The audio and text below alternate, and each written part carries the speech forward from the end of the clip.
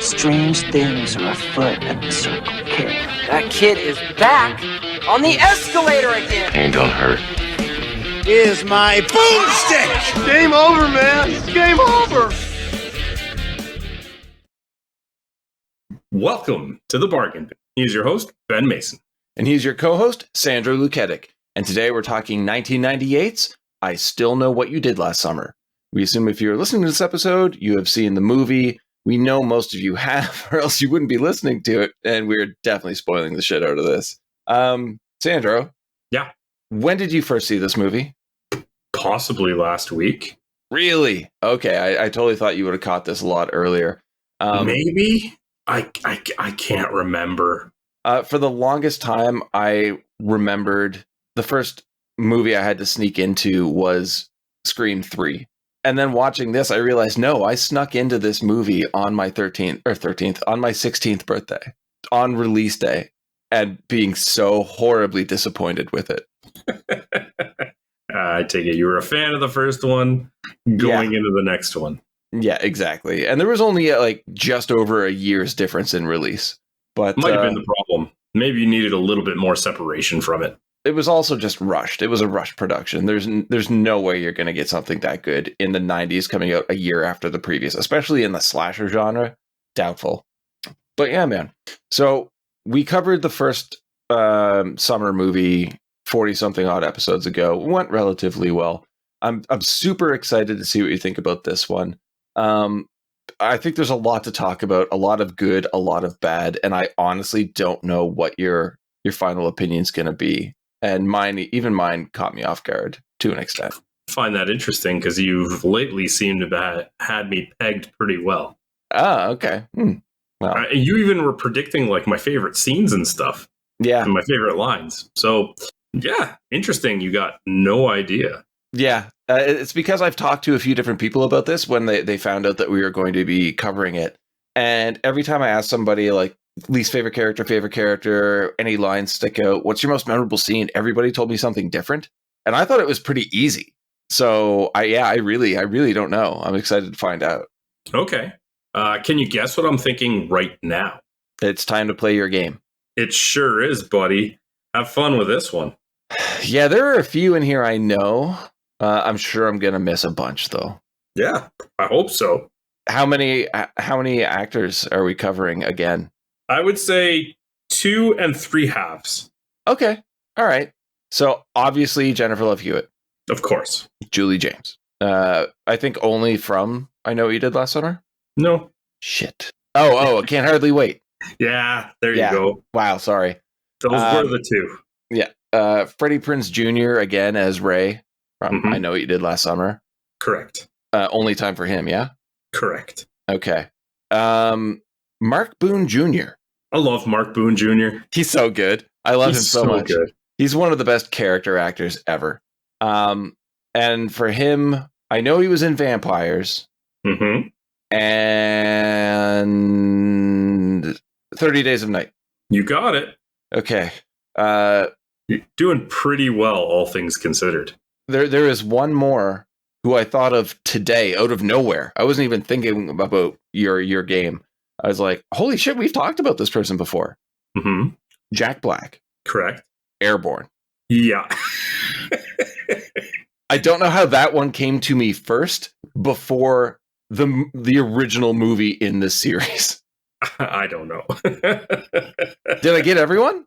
No, you got 2 halves. As I said, there was 3 halves. I don't think it was Bill Cobb's. Oh, fuck! Oh, Jesus Christ! Of course, it's Muse Watson. Well, yes. So there's actually 4 halves. 4 halves. Yeah. Okay. Interesting terminology. I knew Muse Wilson was in the other one, but I forgot to write it down on my paper, which is why I gave you the wrong count. Shit. So there's another one. One more. Fuck! I was doing so good. You were batting 100. I don't think you're getting this one. Can you give me the actor's name? I'll see if I can tell you the movie. Jeffrey Combs. Shit. Oh my god. Oh god. Bit part? Oh yeah. In a movie Abominable. Ah, you got it. You said you don't believe in Squatch was his big line. Yeah. And Abominable comes up a few times in these games that we've done recently. It's like nobody's ever heard of this movie, knows about it, and yet actors keep popping up from it.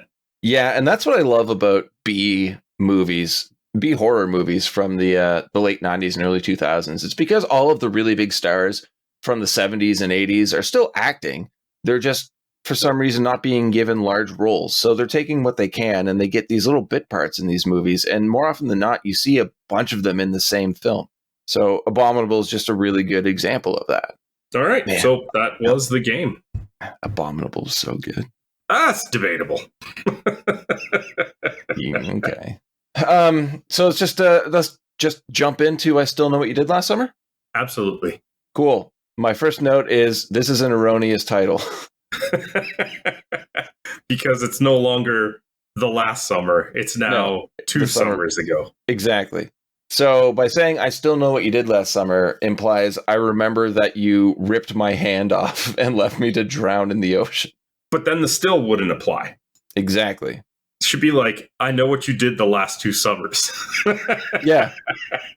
Yeah, there was a weird project we had to do in high school. I think it was like grade 10 French class, where you had to come up with a news report that also, like a TV news report that also had advertisements.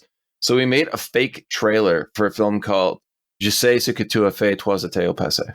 And that is a more accurate title than this. I know what you did 3 summers ago is so much better. It sounds terrible, but it's much more accurate than I still know what you did last summer, because it doesn't cover the events of the 97 film. And here we are only 1 year later. I came across the title of the direct-to-DVD sequel in to complete the trilogy, and I was like, that's also a terrible... it's even worse. It is worse than this one, and this one's dumb to begin with. Yeah. Care to share it? I was like, I always know what you did last summer, or something like that. Always know what you did last summer. And it has a completely different cast. Yeah, it has seemingly nothing to do with the movie. It was direct-to-video sequel that came out 8 years after this. And gee, I wonder why it was so delayed and why it went direct-to-video. I don't know. Why? We'll find out later. Oh, no. Do you remember how the last movie ended? Yeah, I hated it. It ended with that shower scene and Ben jumping through like the shower door or whatever. It was awful. I agree. So we're left to assume that this was a dream sequence, because here we open in another dream sequence. So Julie, of course, the wonderful Jennifer Love Hewitt, is in a church confessional booth. She makes a weird statement during the confession that she never told anyone about the events except the friends who were there. And my first thought is, they were there. I don't think you needed to tell them. They kind of weren't paying attention. They were a little high at the time. Yeah. Different writer, different director. It's starting to show right at the beginning. But it does show her lingering guilt, which I thought was pretty decent. Immediately destroyed by a shitty jump scare that the priest she's talking to is Ben Willis. So Julie wakes up screaming in her class. She's in university now. Where are we? How do you feel about this open? Do people really wake up from nightmares like this? Like, I've woken up from nightmares, in a deep sweat and really panicked and heart rate elevated, but I've never woken up from a nightmare just screaming at the top of my lungs. I will say, yes, they do, because I've done it at least once. And I don't remember what the nightmare was, but I remember the sound of my scream waking me up. Kind of wish I remembered what it was. See, that part just bothered me, because it didn't seem too believable to me. Well, it doesn't happen that often, right? So it happens so frequently in horror films that it's a cliche now. So we see her friend, Will Benson, played by Matthew Settle, as he rushes after her. And Julie gives the audience a crash course on the previous film that we just watched a year ago. Super stressed out, yet somehow immediately switches to a bubbly conversation about what Will's plans are for the 4th of July. Speaking of which, as you brought up earlier today, the majority of this movie takes place on the 4th of July. We are recording on the 4th of July. This was meant to be. Yeah, sure. That's the term we'll go with. Exactly. There's one thing that I really liked about this part. Oh, okay. Do tell. Will, who just keeps reminding me of the director in Scream 3, I think it was. Yes, 100% yes. They could be siblings. Mm-hmm. When she tells him that, she had another nightmare, he actually says the shower one again. Yeah. And that part I loved because I hated how that first movie ended. I absolutely hated that. I don't like jump scares like that, especially if they don't potentially have another sequel or they don't make any plausible sense. And they started it with another dream, which I was like, okay, come on. Yeah. But then that one statement made me go, okay, all right, I see what you did. I like it. You covered it pretty well. You saved it. Essentially, you saved it. Yeah. I kind of want to go against that. That was really good for the writing for the fans that hated how the previous film ended. But I don't get that the friendship between Julie and Will is strong enough for her to tell him something that personal. No, the entire interaction between them is garbage. I just thought, hey, you wrote yourselves into a corner with a shitty ending last time, and this was maybe the best possible way that you could have worked with what you had. You're right. It probably couldn't have been handled any better. Nope. We have to agree at this point, though, from the very beginning, that Will is permanently friend-zoned, yes? I don't want to talk about Will.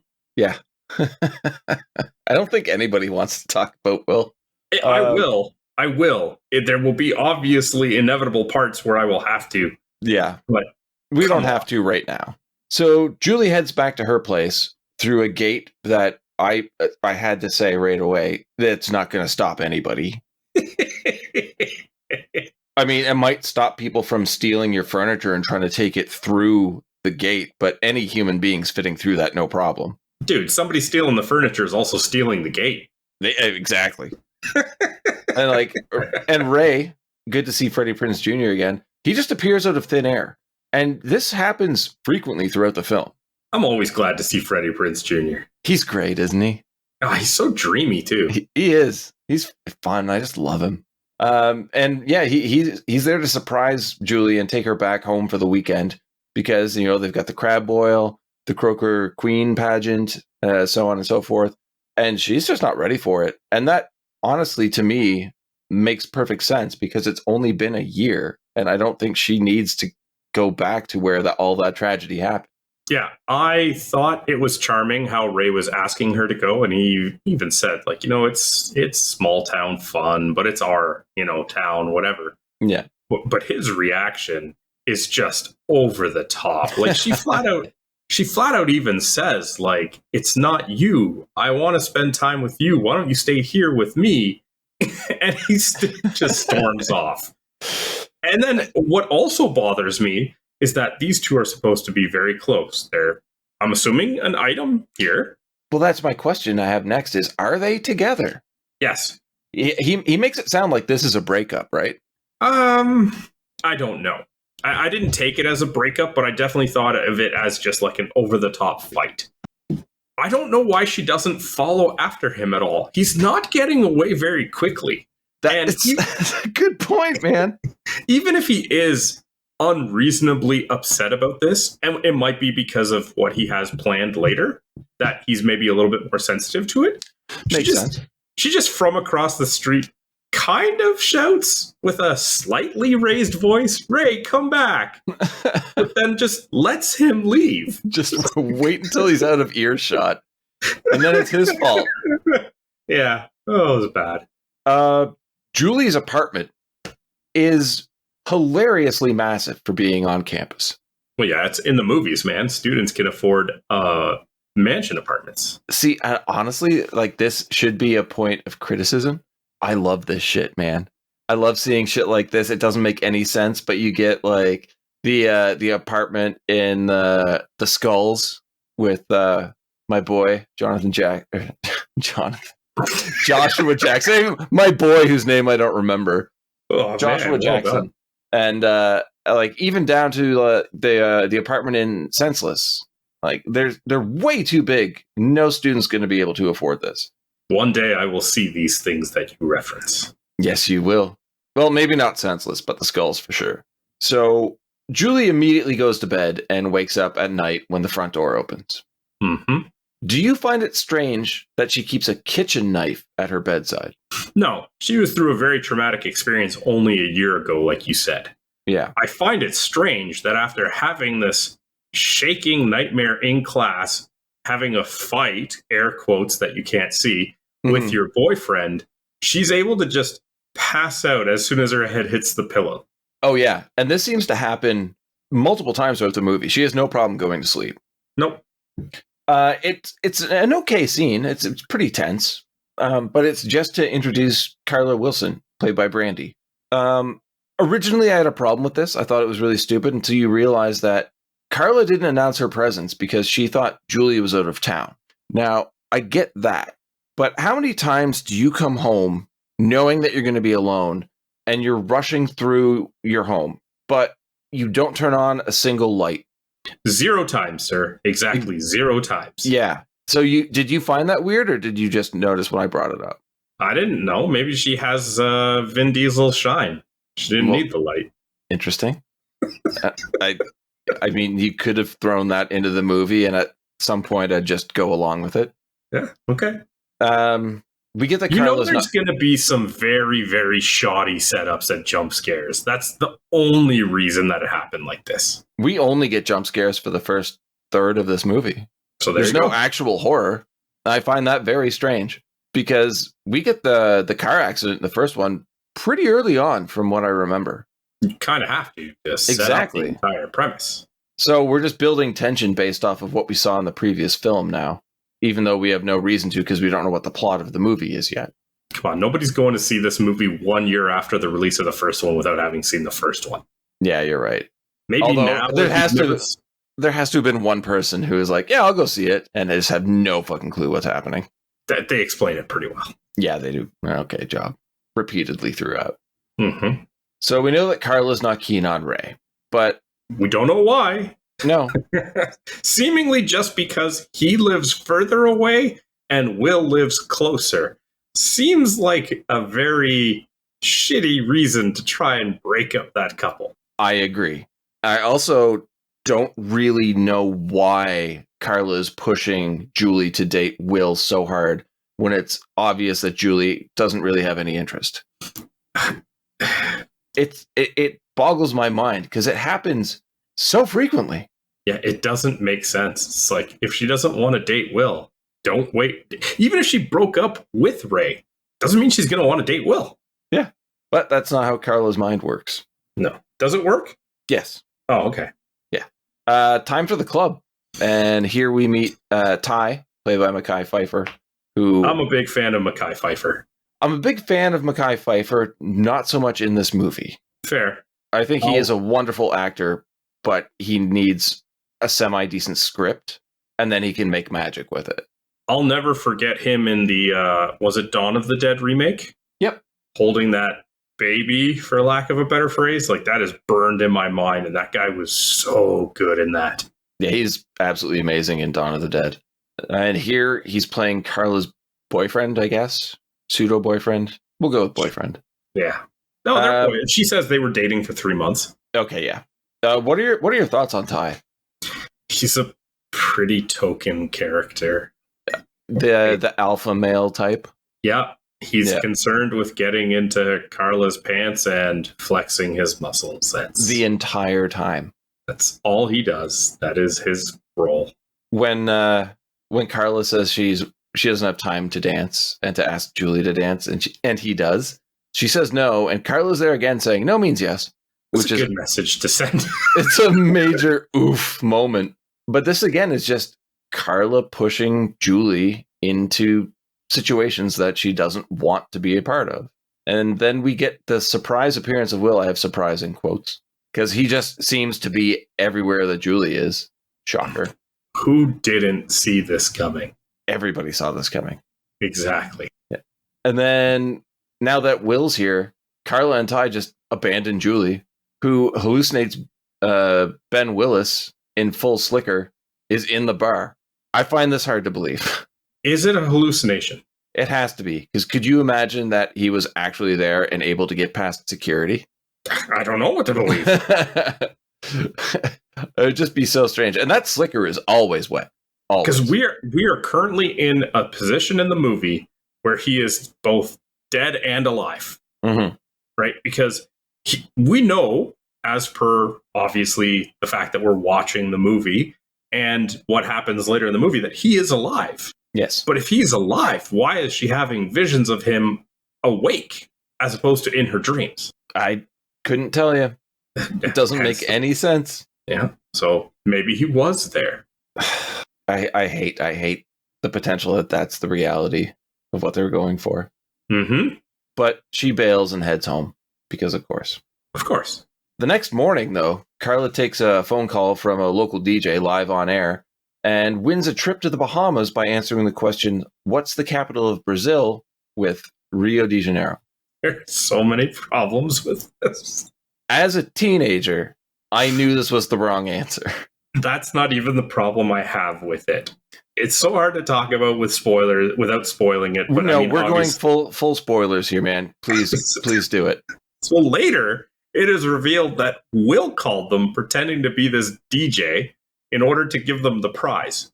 Somehow his plan entailed him getting on the actual radio, listeners hearing this conversation and nobody questioning that this listener gave the wrong answer and they still gave her the prize. Not the case, my friend. This is just on the phone. They're not listening to it on the radio. I thought she turned on a radio. I don't believe so. Was she just hitting speakerphone on? Yeah. I have to go back and look. I could have swore. You know what? Hold on. Okay. It has been verified. I was wrong. It was speakerphone. Yes. But there are so many more problems with this because it's a good twist. It's a good plot device. But when the phone rings, Julie gets angry because her number's unlisted. And Carla says she gave it to Ty. So how does the DJ get the number? Unless it's Will. Exactly. So Ty told Will the number, which immediately right there solves the mystery. For anybody paying close attention to this scene, there's no more mystery in the movie. And you're just waiting for it to play out. There was no mystery the second you saw him in the classroom. Because, God forbid, we make a sequel to a slasher movie where the random new love interest is not involved.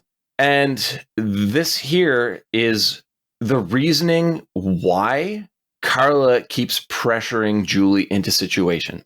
Because could you imagine if Julie said no to the trip? The plan's fucked. Yes. But Carla's been pushing her to do things she doesn't want to do. That's just how it's going to play out. So anybody who's catching on to what's happening, I think, could also see that maybe Carla is also in on it. And I think that would have been an interesting idea, but we had Scream 2, so that's too much of a copycat move. Well, imagine that she didn't say no, but Ray said yes. That was my next point. So now it's like, okay, well, obviously Will would still go then to go through with his plan. But if they even slightly spotted him, they'd be like, what are you doing here? Yeah. Okay. Yeah. But he does turn it down. And to me, that's another problem. Because you just had an argument.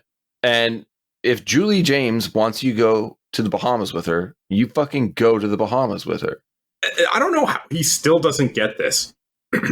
Yes, he has a job. And he says, I have to work, whatever. Yeah. Have you never been in a situation where you're like, even to your boss, I just want a free trip to the Bahamas.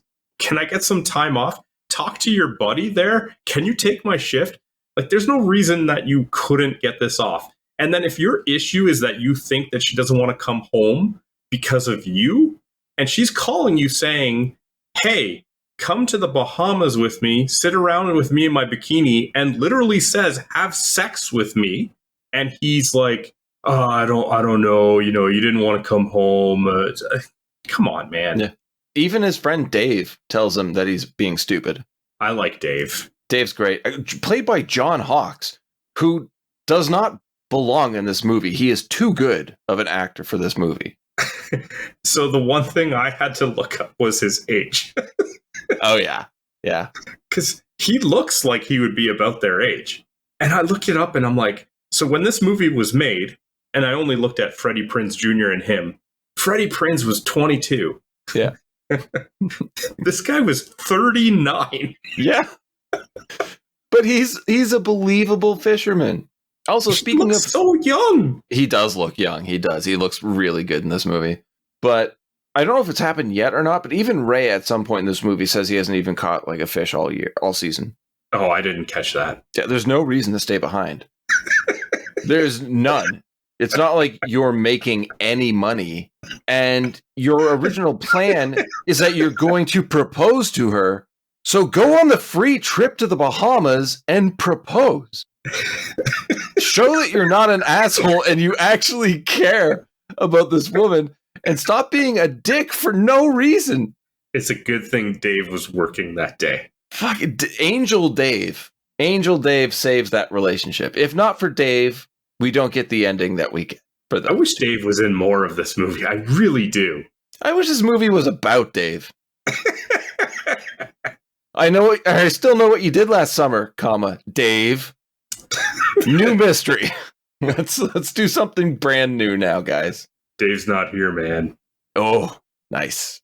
But yes, Dave convinces Ray that they go and surprise her. And then we get this weird accident fake setup scene. Oh, can we get into the problems with this as well? Yeah, and like it looks like the same car that was Barry's from the first film, and there's a body on the road in a slicker, but it's a mannequin. Please tell me your thoughts on this, because it's very problematic. It is a good thing that Dave convinced Ray to go, and they took that road at that time of day. Yes. 100% yes. Can you imagine? Like, he sets that all up, and they're like, oh, let's take the toll route and go. Yes. Why? And the thing is, I feel like this is going to fail. I don't remember certain parts of this movie from the first time I saw it. I'm like, fuck, thank God Dave's there. They're definitely getting out of this one, and they'll have a story to tell. Bam, Dave's brutally murdered. Oh, come on, Dave. We hardly knew you. It was such a tease and such a disappointment. And why did he kill Dave? There's no reason to kill Dave. The way I see it, he should want to kill Ray and Julie. Yeah.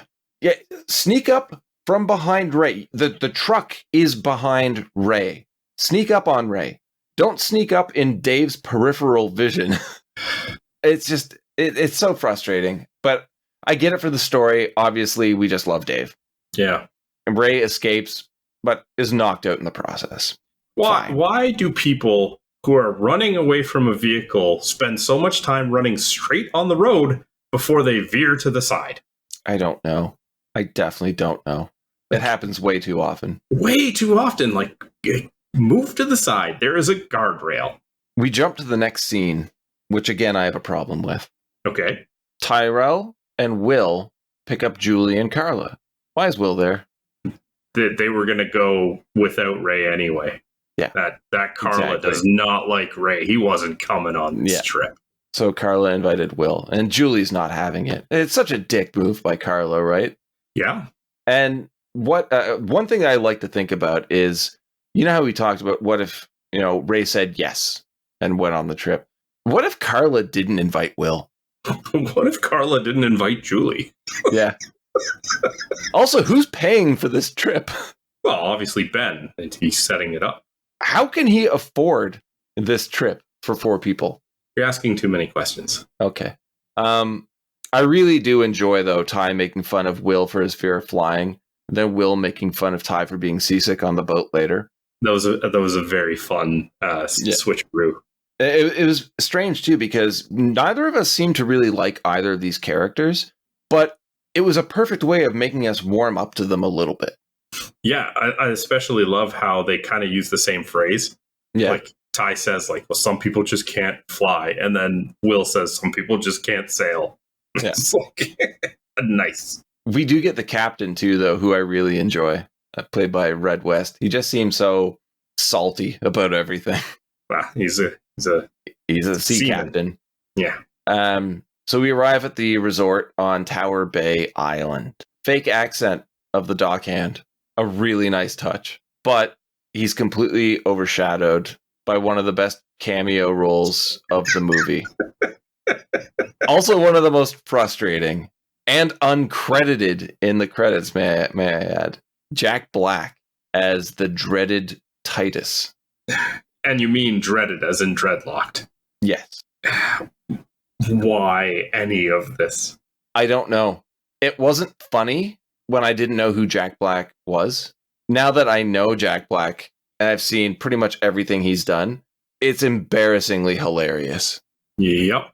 And you know he has no problem doing it and just like kind of poking fun at himself. Yeah. Although he's uncredited because he wants to be. He wants... He does not want to be attached to this movie at all. And this guy is a stoner trope to the max. Just a classic walking stoner character trope. But who is he? Does he work there? Yes, he is. Because he has like a weird hut. But yeah, I missed what he does. There's a part where Will and Ty are going to look for him in the rain. Mm-hmm. And they do reference looking for the pool boy. And they say, oh, he even left his cart here. Okay, that makes sense. Especially later on. Okay, the hotel. What do we think of the hotel itself? I would not be comfortable walking into that hotel and literally seeing no one. Oh, I would love it. I got so excited when this scene happened. Like the old wood interior looks amazing. It's empty. You feel like you have the place to yourself. It's all inclusive. The thing that I find very odd is that when they land on the island, there is clearly still many people around. Yes. And they're yet just they go enjoying into the sun. Because they haven't left yet. Yeah. And yet the hotel is still completely deserted. It's like, this is not right. Yes, you're right. It doesn't make sense. But it immediately sets up that detached murder mystery where there's only a select few people involved. And I love that so much. My note after it just says, I really want to be there right now. I would love to be there with other people around. Even someone crossing the lobby to go to the pool. Minimal people, I'm fine. I don't need it packed. What do you think of the staff that we meet right away? So there's a cleaning lady who just ignores them. Yeah. Maybe she's foreign and doesn't speak English. That can't be it. And this clerk is just needlessly asshole. He's so good. Jeffrey Combs, man. You run a hotel. You should have some customer service abilities. What are you doing? It's perfect casting. You're right. He's a complete asshole. He has no sense of humor whatsoever. And, well, I say not so ever. It's the slight bit of humor he has is very biting. The only thing that I got from it, and it very well could be wrong, is that he was some racist guy who I got that too. Didn't want it to be Carla and Ty. Yeah. It's never outright stated, but there was a lot of tension between Ty and this manager.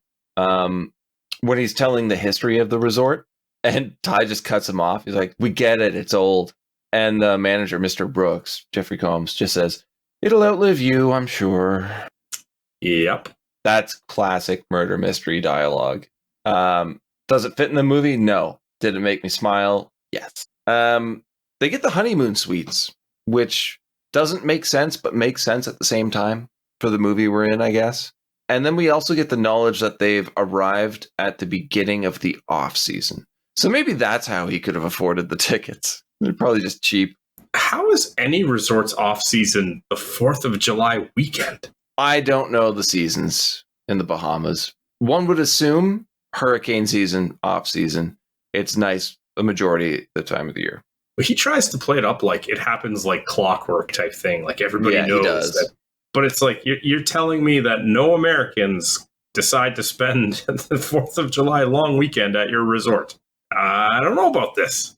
Yeah. It is a super smart move, though, for a killer to trick people into going onto a trip and then have the rest of the tourists removed from the resort. So it's dumb, yes, but in this movie world, it works. And I understand why. And there is literally no other guests on this island. No, none. No, they're all gone. Single one. I get the skeleton staff. Yeah. Because, it's more of the off season. But you're telling me literally nobody else was staying that weekend. Yeah. That makes zero sense. There'd be some people who'd be like, yeah, we don't care about the storm coming. We paid to be here. Mm-hmm. So we're going to stay. But we get introed to Bill Cobbs as the concierge or caretaker, Estes. I love Bill Cobbs. He's so good. He's good. Very good. He's probably one of the best, if not the best actor in the movie. And the reveal that Julie and Will are staying together in a suite because Carla wants Ty in her room. Again, a dick move, but it makes total sense for her character to do that. But it also just makes the audience even more aware of who Will is and why he's ever present in this movie, because he doesn't have any character development at all into this. We know a lot about Carla and how she acts. We know a lot about Ty and how he acts. We know all of Julie's backstory, and Will's just the nice guy. That's it. So he's incredibly suspicious from the beginning, and it just gets worse and worse. My next note, I think we've already covered, and that is Carla a good friend? No. So Ray wakes up from his coma, I guess, and escapes the hospital? Through the window? Through the window. And how bad was his tumble down a hill that he was like in a coma? I don't know, because we are led to believe that he's been unconscious this entire time, but somehow has managed to tell the authorities everything, because the police have all of the details. He wasn't unconscious the whole time. He's probably just resting now on some painkillers or something. Also, the police have done nothing to address anything that was said, because nobody mentions finding Dave's body or the cars. Well, they mentioned that they went and there was nothing there. Yeah. Well, so clearly Ben cleaned it up. I find that way too hard to believe. But Buddy, look at the rest of the movie. I get it. I'm just being stupid. Back at Tower Bay, the guys go to the bar, and we meet the bartender, Nancy, played by Jennifer Esposito. And eventually, yes, the girls join. But I have to say, I really like Nancy in this movie. I wrote down a description of her, and then I found the same description in multiple reviews. Nancy's a no-nonsense, honest, and kind of a bitch, but fucking great. So, talking about how empty it is and how nobody stays because it's the off season, but they were told that there's a skeleton crew, and Will asks her, well, what are you doing here? I missed that. Yeah. And that's when she says, that's none of your business. And Ty says, I sense boy trouble or whatever. And she says, I shot him. Right. Yeah. But it's like, why would you ask the question why you're here? She is sitting behind the bar. You were told that there is a staff. And he asks her, like, so what are you doing here then? Yeah. Are you stupid? Like, are you just legitimately stupid? You know what I thought when I saw this? What's that? They were going to retcon the first movie. And this is on my rewatch. Like, so the second watch I did preparing for this podcast. I was like, this would have been a perfect setup to retcon the first movie and this be Ben's daughter. Yeah. I don't know why they didn't try and do that, because I think it would have been a better reveal. But anyway, it's time for karaoke. As you didn't know how many children he had beyond the one daughter in the first one. Yeah. Later, when Estes tells you he had 2 kids, he could have just said he had 3 kids. Mm-hmm. What do you think of the karaoke scene? Oh, how does he have access to the words in the karaoke machine? Like, well, that is a problem. Jennifer Love Hewitt needs to sing. She has 3 albums out at this point. But we get the I Still Know message on the screen when she's singing What I Will Survive. Mm-hmm. This had to have been programmed into the song. Yeah. And if so, how did they know the song was going to be selected? It's programmed into every song, just in case. That has to be it, right? It would make sense if Will was the one who picked the song. Yeah. Because, I know I'm supposed to pick this song. Maybe it's even like, it's listed under a different name, it would, like, we hit it or something. But no, Carla picks the song, and it just happens to be this one. Which, again, to most eagle-eyed viewers would be like, maybe Carla is actually in on this, too. And I do like how they're watching her sing. The words are on the screen, And none of them happen to see those words on the screen. No. Collectively looking away at the right time. That's such a good thing. And of course, Julie's going to panic, and she runs back to her room. And going inside, we see an envelope similar to what we saw in the first film, with her name written on it in like black Sharpie. And then Will appears, scaring her. So you can ask the question, what was his plan? Like, champagne and roses for a woman who obviously doesn't want to be with him is odd. And he leaves, but the act does kind of win her over a bit, maybe. But I'd say it's more guilt. I don't know if it's guilt, because she does feel bad, yes, but they do start to get closer from this point on. The one thing I'm curious about, which I think is very dark, is that when you know who Will is, he knows that setting up an envelope with her name written on like that is going to set her off. And that is very devious, and I love that. And also too telling. Like, it is very telling, yeah. Why? Obviously, there's tons of opportunities that Will could have had to off her well before this. Yeah. But and the thing is, that never applies in horror movies. They got the one you actually want to kill has to be the last one you try to kill. Yeah. But I think this movie would work a lot better if there wasn't the surprise twist at the end and we were aware the entire time. Because then you get to see the planning and the payoff and not be like, oh, that was a dumb reveal. Because the reveal is at the very beginning and then you build off of it from there. I think the way this movie ends made a lot of people not want to rewatch it. Okie dokie. Yeah. Do you disagree? No. No. Okay. Next up, a very brief scene between Derek, the dockhand, and Titus. Derek gets murdered and Titus doesn't know because I guess Titus is stoned. It is a good thing that Derek said no to taking that boat and going to the party. Yeah.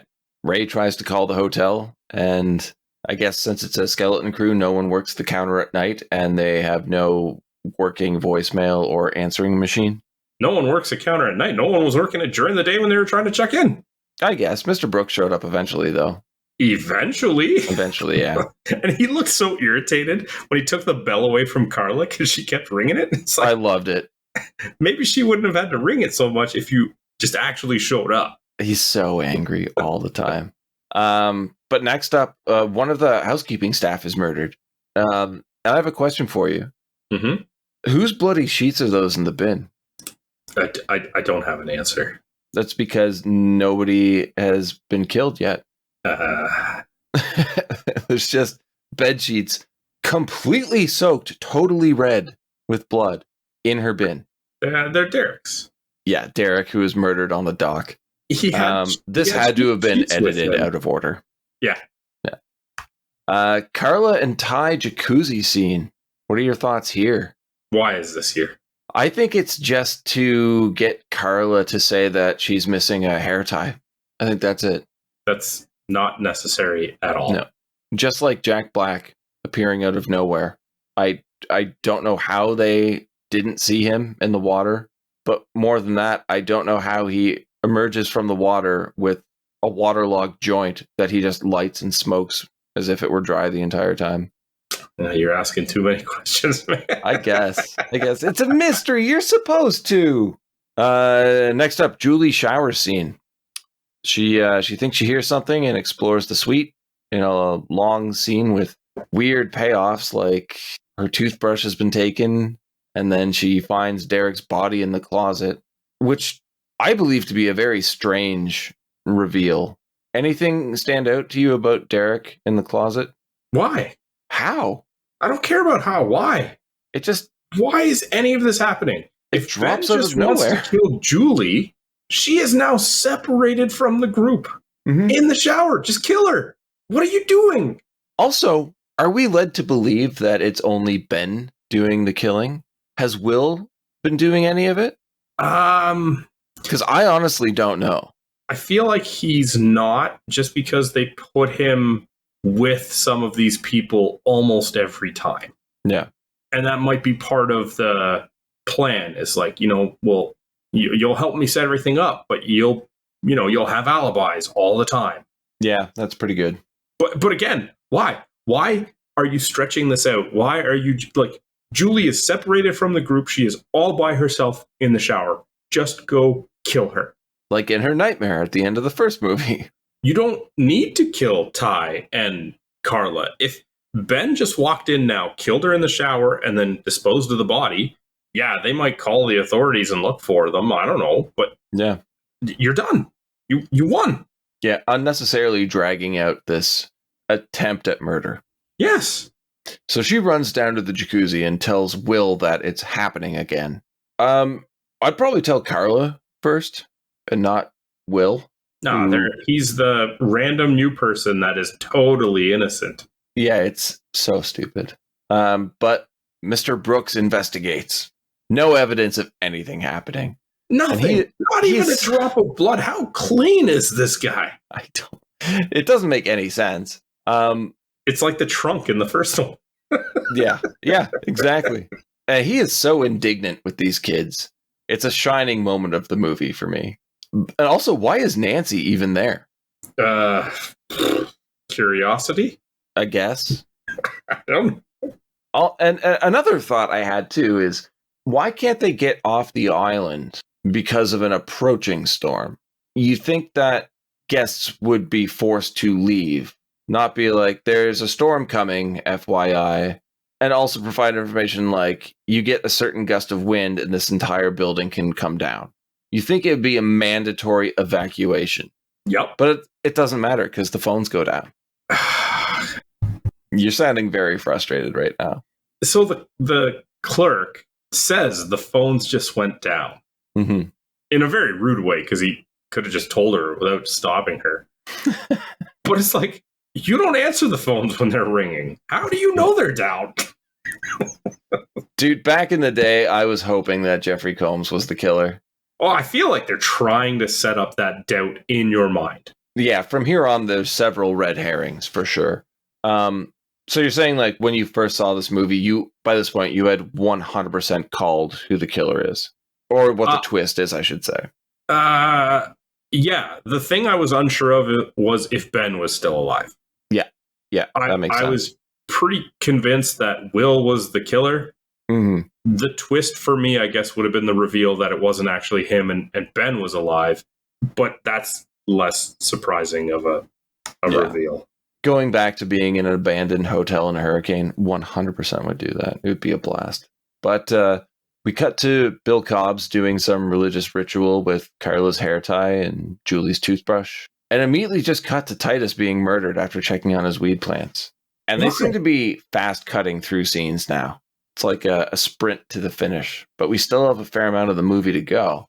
Back on the mainland, Ray pawns the engagement ring for a gun. And this is where we get Mark Boone Jr. Yeah. It's great. It's too short-lived, but it is the Dick Miller moment of the movie. Yes, it is. Good point.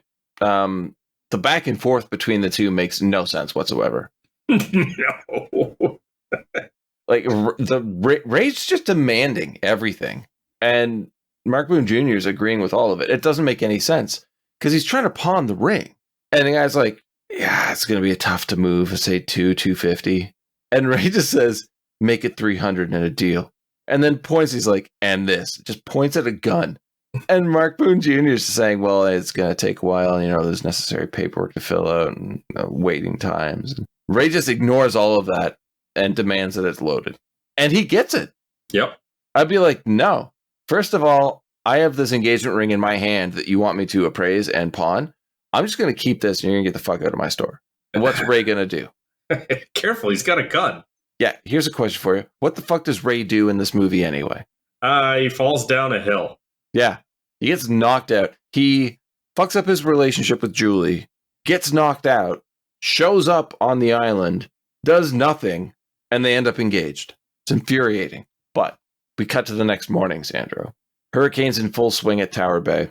Why are the four of these characters in bed together? Because they didn't want to sleep alone. I hate it. I don't know why I hate it so much. To me, it looks really stupid and it seems incredibly childish. Yep. And very uncomfortable. Although I like how Will, Ty, and Carla are kind of bunched together and Julie's just off on her own. Yeah.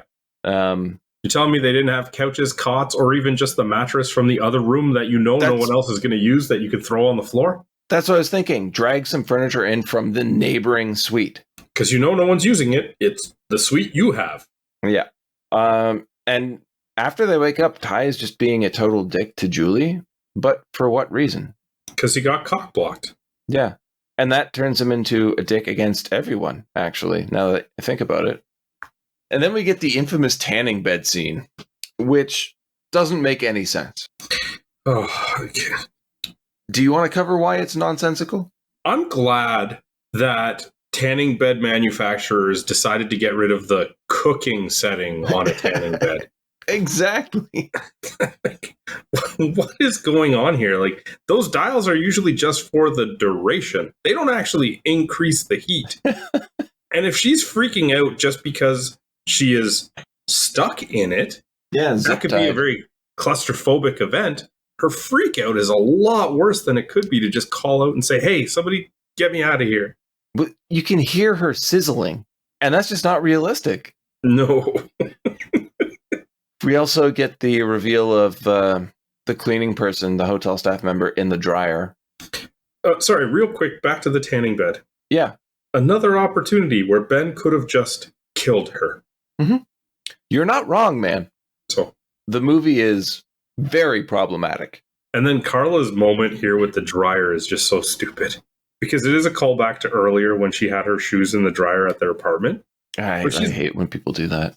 Walking to this industrial sized dryer, and she's like, how many shoes they got in here? I was like, how many people do you think they have to have shoes in here? What are you, stupid? Yeah. And again, I have to ask the question, like, Carla, are you just stupid? Ty and Will find Titus dead, and then hear Julie screaming and help her escape. If Will is murdering people, why does he not kill Ty the multiple times that they are separated from the group? So yeah, that proves that then it has to be Ben the entire time. I believe so. I am very pissed off that Jeffrey Combs gets killed off screen. That's bullshit. He needed more screen time in this movie. And he would have just been rude about it the whole time anyway. I love it. I would love that. You're going to kill me with that? How cliche. I think you're absolutely right. He would be so offended and insulted at the idea that somebody would want to kill him that it would almost feel like he's... Well, actually, maybe I'm just projecting the way he acted as Herbert West in Reanimator, but that is how I see that character playing off an attempted murder scene.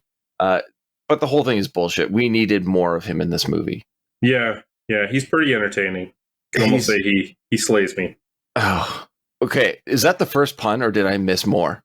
Oh, you missed one. Oh, shit. Well, that's going to make me look like an idiot. Mm-hmm. Thank you.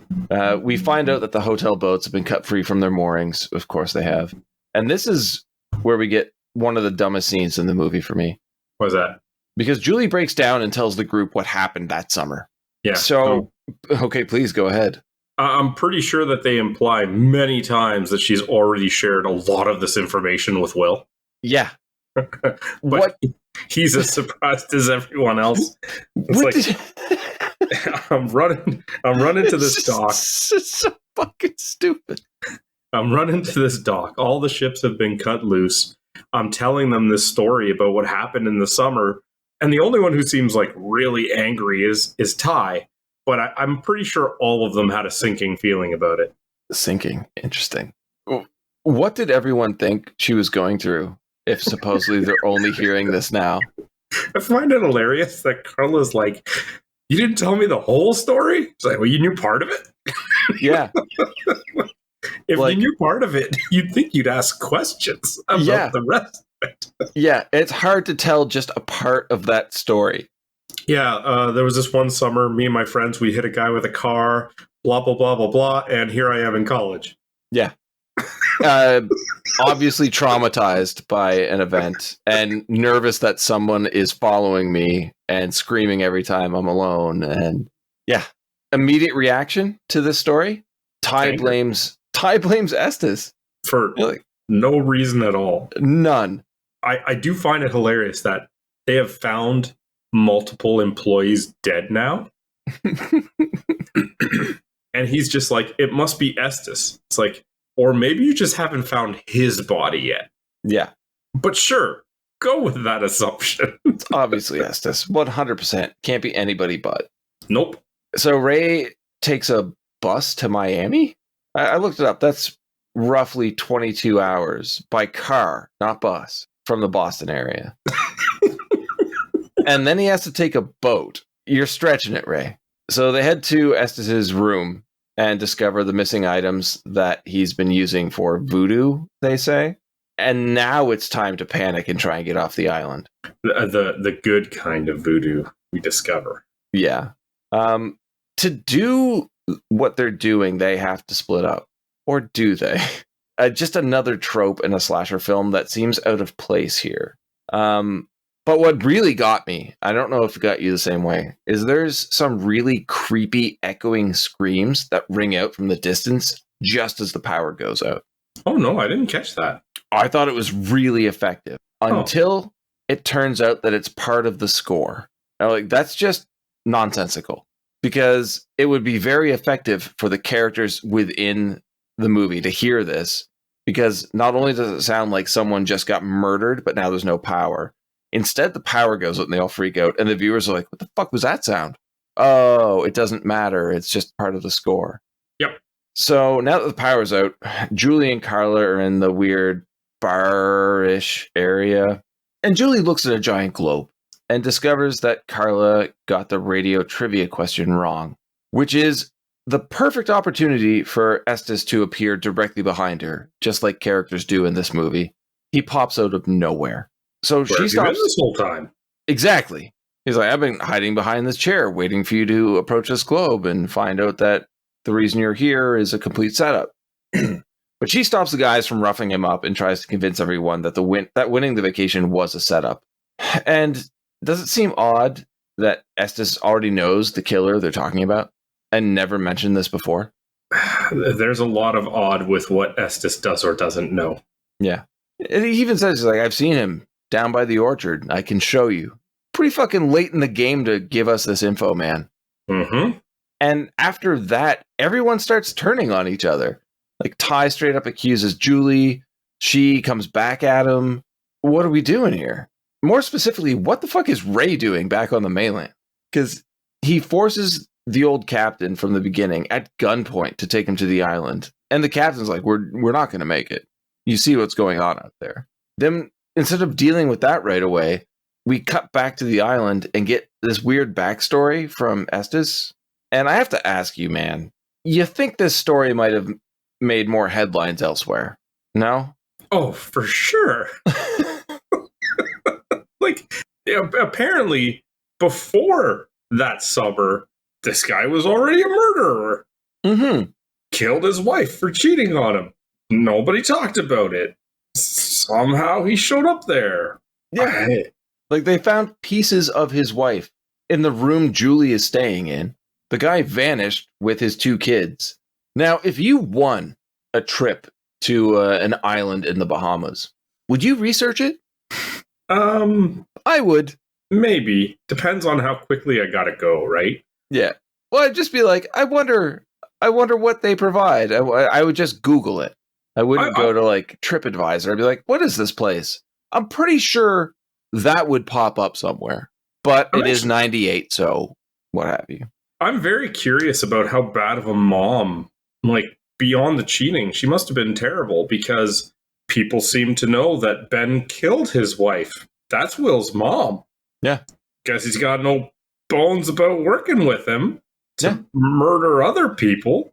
And there is one point in the movie, I don't know if we've hit it yet, I think I forgot to put it in my notes, where Will says something, and Estes says something along the lines of, I've been doing this, or I've known this since you were just a gleam in your father's eye.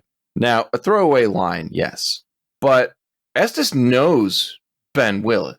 And you get the impression that he can guess that Will is his son? Exactly. But doesn't say this to anybody. Nobody. They then discover the grave of Sarah Willis, and next to it, the empty grave with Julie's name painted on the headstone. Which is horribly stupid. So in this moment, she asks Carla, what day is it? Yep. It's the 4th of July. That's the whole reason you went on this trip. What do you mean? What day is it? Did you notice immediately after that we get a callback to the "What are you waiting for" scene from the first movie? Oh, how do you not notice it? It's so bad. It's very shoehorned in there.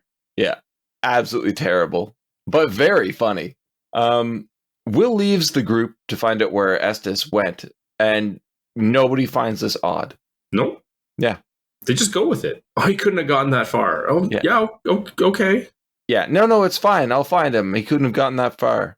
He seems pretty stoked to track down this guy that just called him out on his own. No one else follow me. But at least the rest of the characters are smart enough to go to the kitchen and arm themselves with kitchen knives. Well, you imagine they were looking for something better. Yeah. What are your thoughts on Will tracking Estes down at the rowboat? The fact that this never comes back makes no sense to me. Mm-hmm. Because Will, was he chasing Estes to finish him off? I'm not sure. I thought so. That's what I thought. And then Estes is like, we're not getting off this island, and hits him with a paddle or whatever, a row or an oar. Whatever. Yeah. Yeah. And then what, are we to assume that Estes then just gets in the boat and rows away in the storm? See, I took it as he fully knows who Will is, and he's trying to take him out. Well, because if Will didn't follow him, he seems like he's just going to get out in that boat. He's dragging the boat into the water when Will comes at him. So if Will didn't show up, would he have just gotten in and rowed away? Be like, I know who you are. I'm out of here. Yeah, that's a good question. It's entirely possible. Honestly, it's probably likely. But getting caught, then he's like, well, we're stuck now. But he's not. He could have just hit Will in the face with the oar and then gotten in the boat. But with those waters, he's not going anywhere. Well, he was apparently going to try. He's going to try, yeah. Back in the pantry, Jesus does Ty get smoked in the face. Nancy cracks him hard with the rolling pin. Yep. I thought it was hilarious. And then I was immediately confused because we cut to Ray, who's in the boat solo. So what happened to the captain? Oh, I don't think the captain was going to go. I think Ray just ended up essentially robbing him of his boat at gunpoint. Yeah, that's the only conclusion. But the way this movie jumps the gun, it just seems like sure, Ray just committed murder and stole a boat.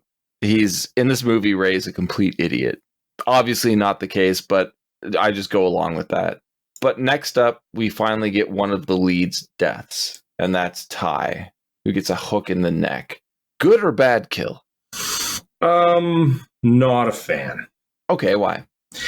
I don't like the whole, and I haven't even seen like a psycho killer or whatever he says, just to get hooked immediately. Like, come on, guys. Like, yeah, it's bad. It's a bad delivery. It's a badly written scene.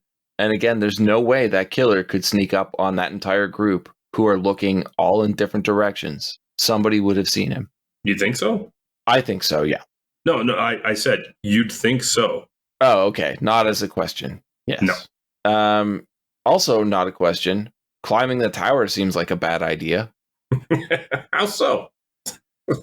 It's just so stupid. Like, go up into an enclosed area and hope that he doesn't follow you. Well, he's going to follow you. He's trying to kill you. So throw that idea away. Something we get next really makes me curious. And that is the reveal that as they're in the attic, they discover a two-way mirror looking down into Julie's room, specifically over her bed. We have no reason to believe that Ben Willis put that there. So there's some weird mysteries happening in this hotel, in this resort. Nah. Yeah. The killer catches up with Carla and they crash through the mirror and onto the bed.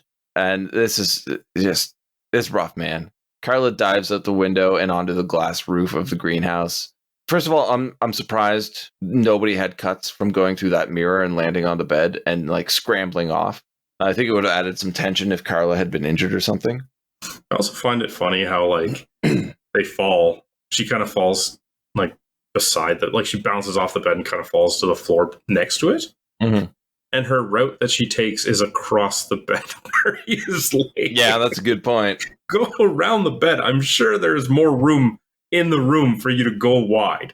I say that there would have been tension if Carla had been injured, but her falling through that glass roof did look very painful. Some very good stunt work. So now Carla's locked in the greenhouse with the killer, but only one set of doors is locked, and the killer had entered through the unlocked set. And Nancy and Julie are on the outside of the locked door. Nancy can't find the right key. So Julie grabs a fire axe and hits the lock with quite possibly the weakest swing I have ever seen in my life. Yeah, it's hard to imagine she's ever actually wielded axe before, but that's what it looks like. Yeah. There's no way that's going to work. No. So instead she breaks the glass. Fine. Now my next note just says Carla's having the worst time so far in this movie. Other than the dead people, don't get me wrong. Well, you know where she's headed, so. Because in one scene, she falls through a mirror, dives out of a window, falls through a roof, and climbs through broken security glass. She's got still this. no real wounds to speak of. Right now, she seems like the final girl of this movie. So we get to the aforementioned storm shelter, which is now just body storage. And no one finds it weird that Will is the one to find them there and convinces them all to flee. Yep. I'm assuming at this point, everybody has a solid theory as to what's happening. They should. Yeah. They really, really should. Will drops the line, "The last time I saw the slicker guy, he was on the beach." We have no knowledge of Will ever seeing the killer before. Nobody questions it. No. So Will's covered in blood. Nancy and Carla rush to the lobby to get a first aid kit. And Julie can't find a wound. And we get the big reveal, quote unquote reveal, when Will says, "That's because it's not my blood." So is it Estes'? Who knows, man? Who knows? So yeah, he was the radio DJ that called. And honestly, even though you can predict it, I kind of like this being his plan. Because he's a very quiet guy in the movie. And that voice is very animated.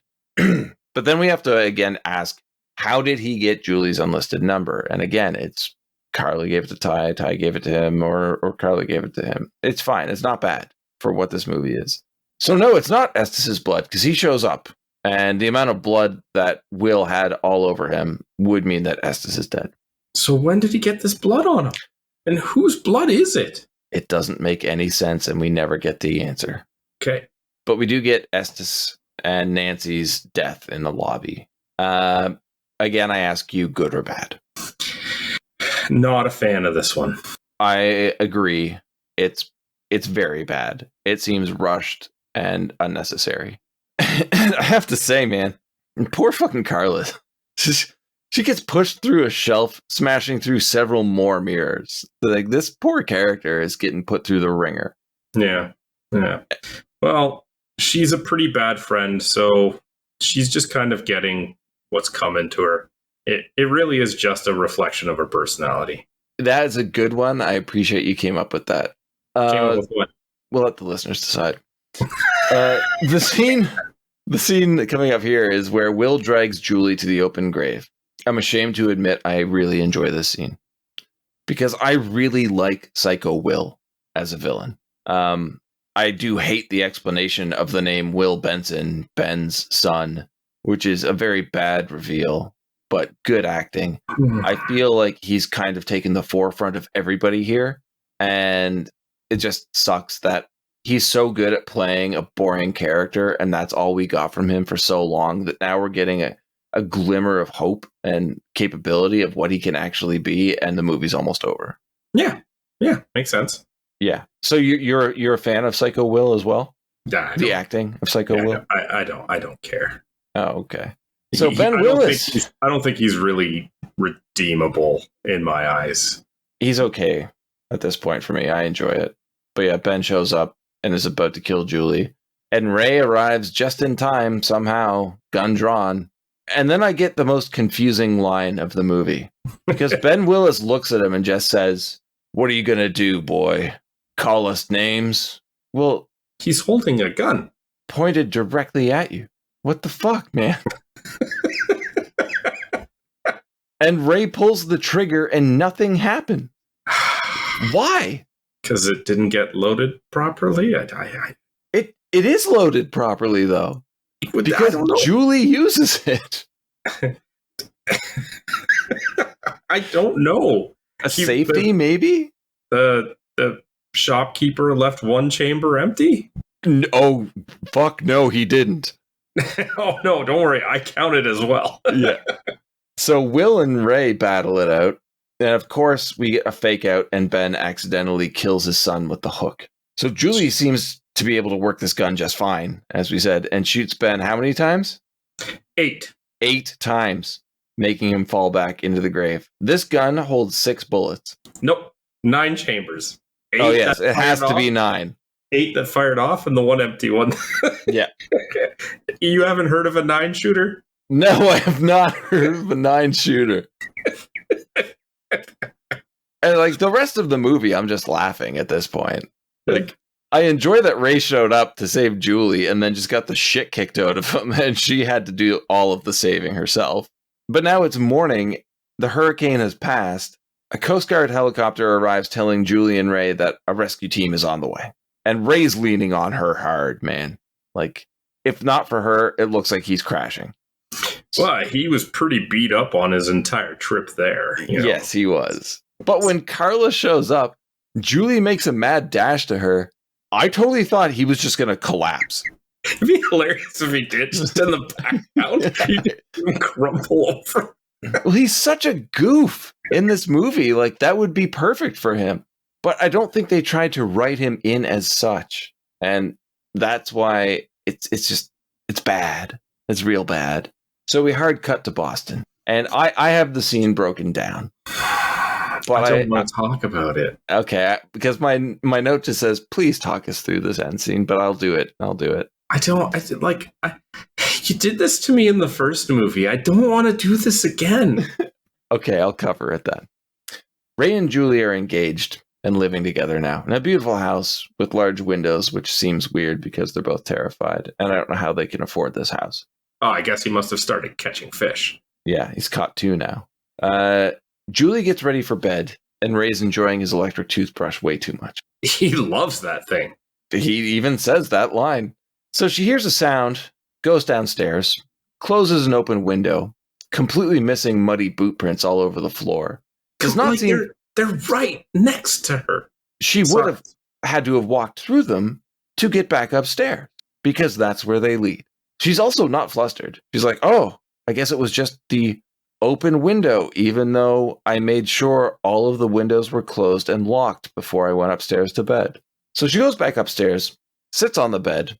Ray gets locked in the bathroom without noticing because, again, he loves that toothbrush. Yeah, I hate those bathrooms that lock from the outside. And then you're just stuck in them.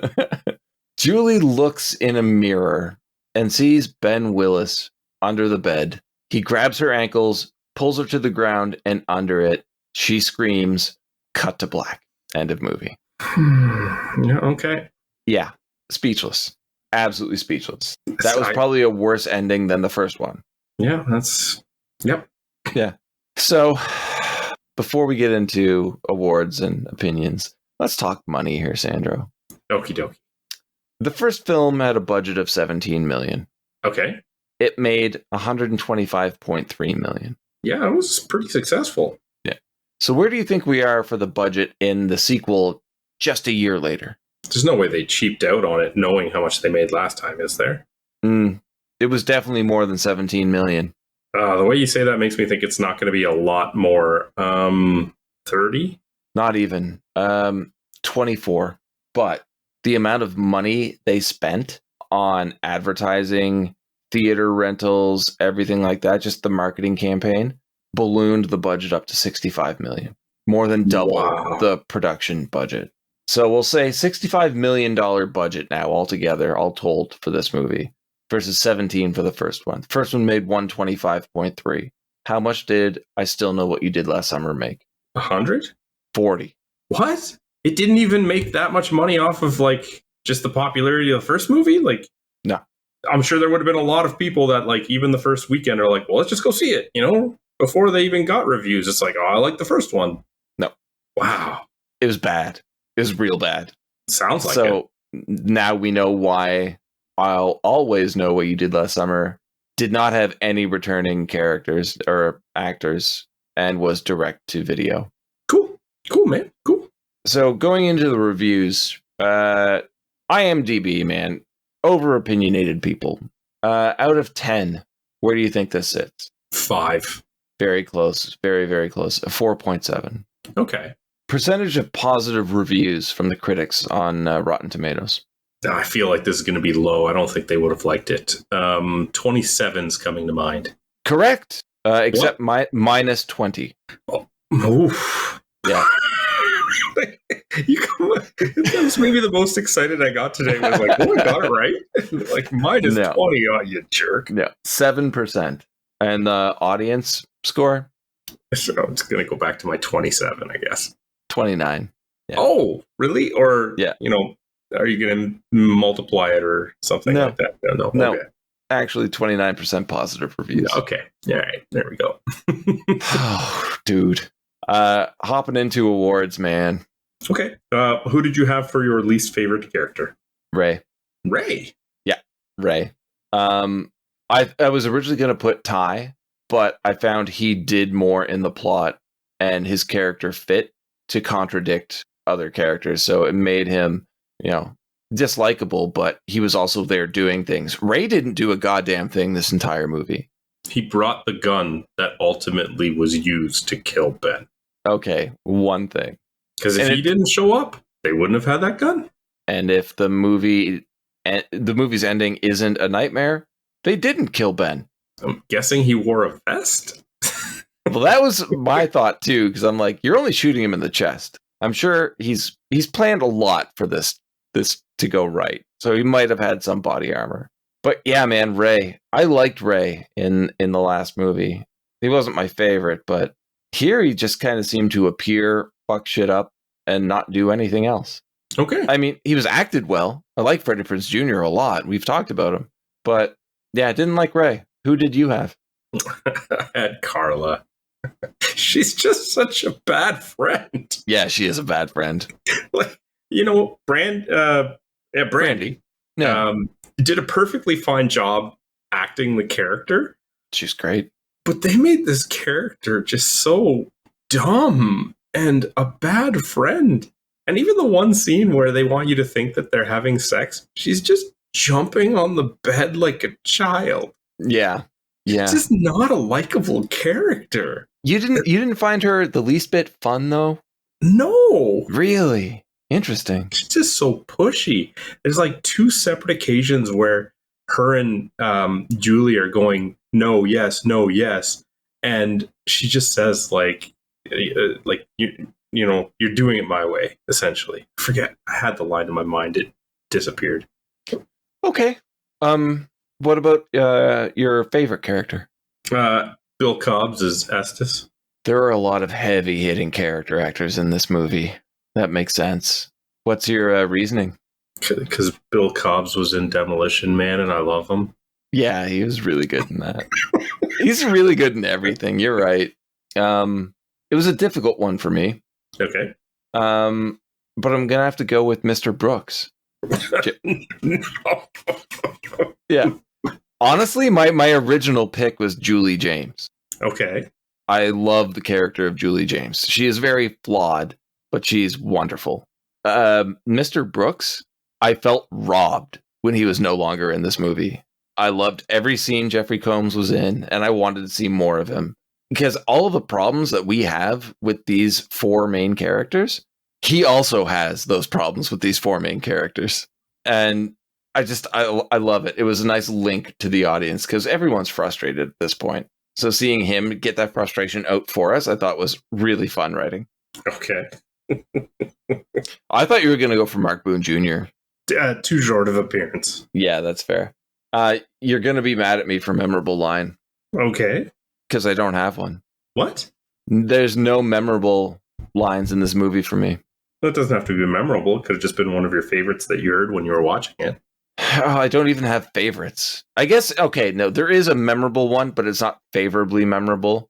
And that's Will explaining his name. Will Benson, Ben's son. That ruins the movie for me. It's bad. It's really bad. What about you? So when they're going to arm themselves in the kitchen, and Ty turns around to see Carla holding. I know what you're gonna say. That's good. Two, like, not. How did I forget this? two very small knives, and he just looks at her. He's like, "What are you gonna do with those? You gonna butter him? You gonna clean vegetables?"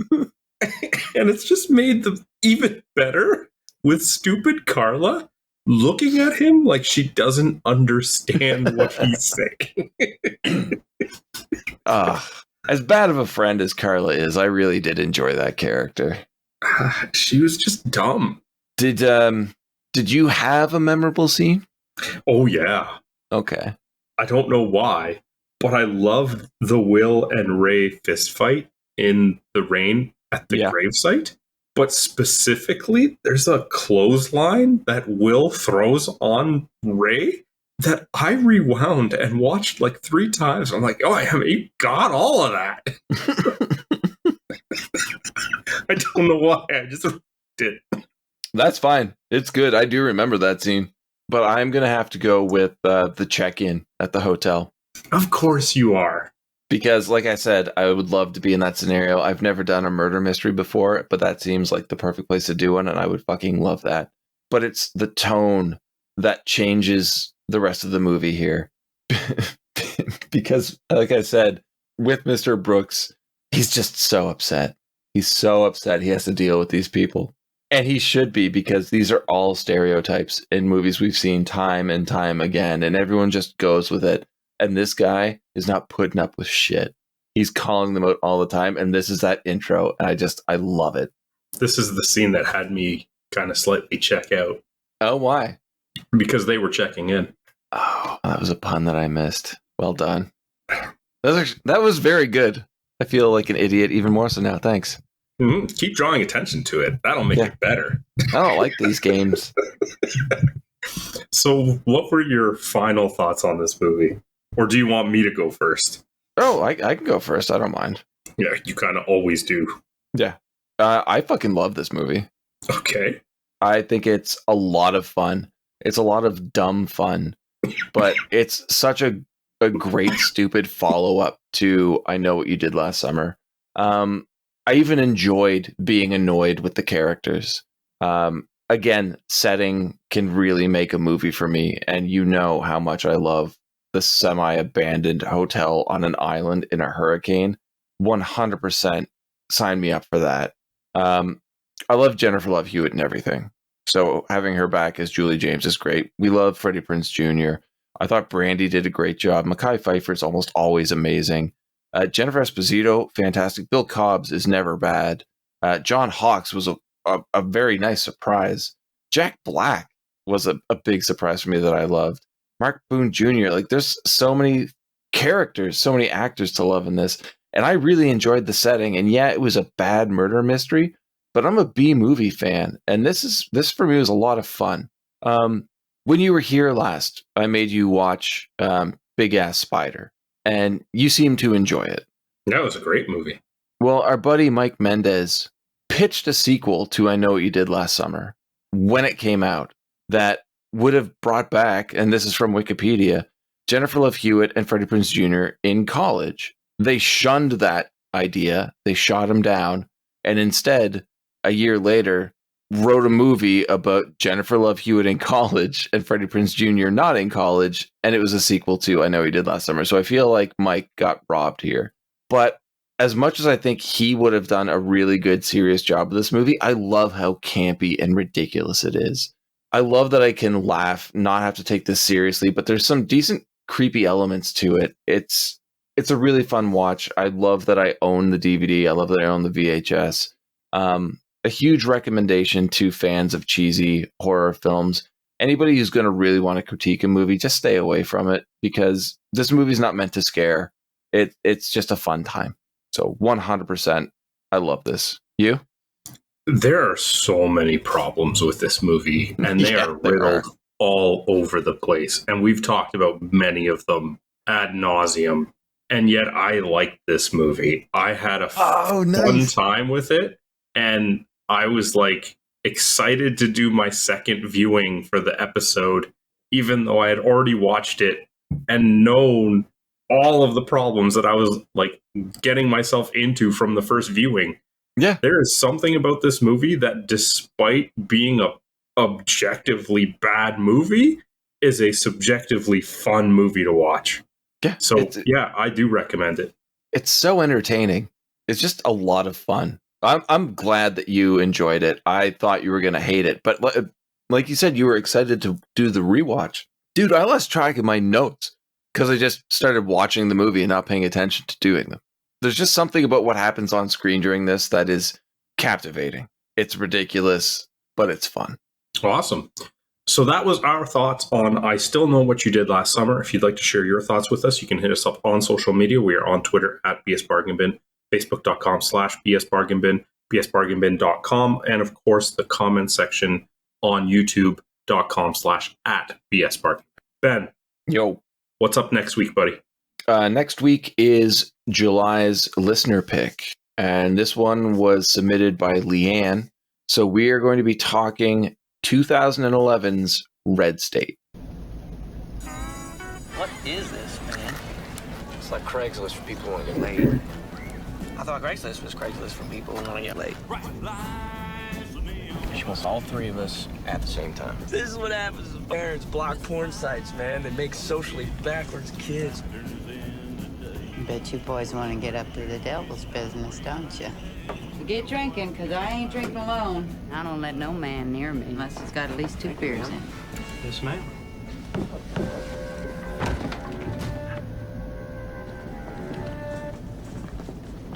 Guys, is that you, Travis? Welcome, family. Good evening. I hate the wickedness of America. Rampant fornication, adultery, abortion, flagrant sexuality, everywhere. Will somebody please let me out of here? And it's up to the righteous to curb the spread of this disease. You might take your children out now. It's gonna get grown up in here. Send the sinner straight to hell. Send the sinner straight to hell. God doesn't love you unless you fear him.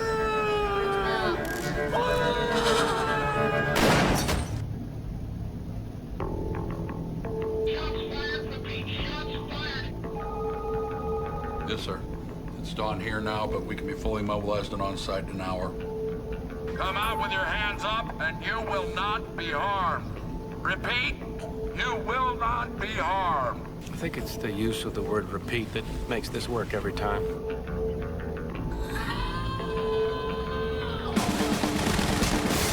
I never saw the hand of God so clearly in all my born days. Those government people, they're gonna kill you too. You get down on your knees and pray. You said this was going to be a simple in and out, sir? Talk about fearing God. I fear God. You better believe I fear God. How much you think a cross like that costs? You mean in dollars or common sense?